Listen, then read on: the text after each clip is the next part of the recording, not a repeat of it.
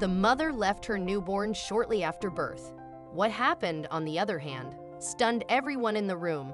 Doug and Melanie Pritchard were preparing for the birth of their baby. Melanie's pregnancy was uneventful until she went into delivery. Things began to spiral out of control all of a sudden.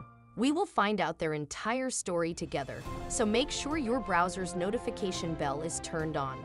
Melanie began having convulsions while in labor. Her body shut down swiftly and monitors began to flash, prompting physicians to call for emergency resuscitation, which appeared to fail. Melanie died as a result of an amniotic fluid embolism. Melanie Pritchard had no idea when she went into labor that she'd wake up 3 days later in another hospital's intensive care unit with no recall of what had happened when she was delivering her baby. At 39 weeks, she began to experience lightheadedness and nausea, but the nurse found nothing unusual about her vital signs. Melanie, on the other hand, had what appeared to be a minor seizure a few moments later. Doug, her husband, was taken aback as her heart rate and blood pressure went to zero. Her skin went blue as her unborn child's heart rate dropped dangerously low.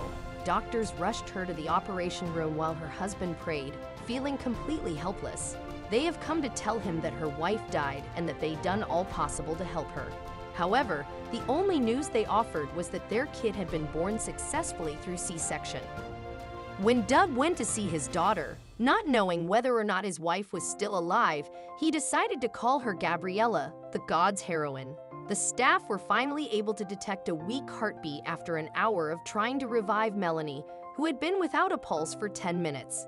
Melanie, according to the ICU director, had an amniotic fluid embolism, which is usually fatal. They urged her family to say their final farewells. After that, doctors mistakenly slashed an artery during the C-section, forcing her to have another emergency procedure to control the bleeding. She survived the surgeries despite the fact that her abdomen was swollen with 5 liters of blood, which meant she had to lie with an open abdomen for 12 hours as doctors worked feverishly to absorb the hemorrhage. Melanie's lungs had failed, her heart had almost stopped pumping, and she was still unconscious. Doctors anticipated that even if she survived the incident, she would suffer from brain damage due to her severe state.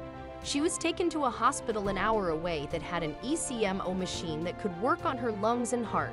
Doug knew his wife wasn't brain dead, but she wasn't in the clear either. He realized she wouldn't have much time because she would have to be sedated again for another surgery, which she might not survive. For the first time, Doug says that when he met his wife again, she asked him how he was doing. He laughed, kissed her hand, and grieved all at the same time.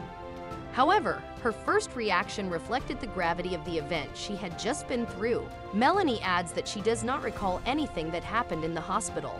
Within 24 hours, she was breathing on her own and had been weaned off all her meds except the pain relievers. She remembered simply sobbing and wondering how these folks could love her so much. All she cared about is having enough breath in her lungs to tell her husband how much he means to her. According to Doug, her recovery is a miracle since survival was a miracle. And before any of this happened, she had always prayed that the Lord would protect her throughout pregnancy and childbirth.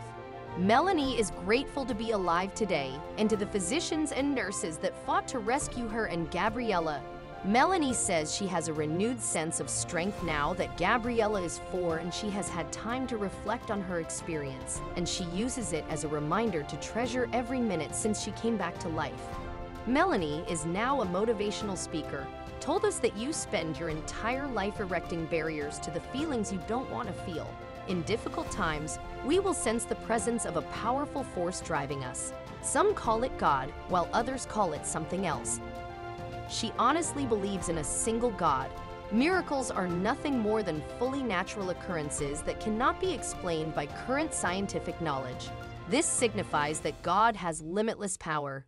Her relationship with God is the same as it has always been. Prayer has the power to transform everything, but the most essential thing it does is alter us as we engage in deeper communion with God and get to know the one with whom we're conversing more intimately.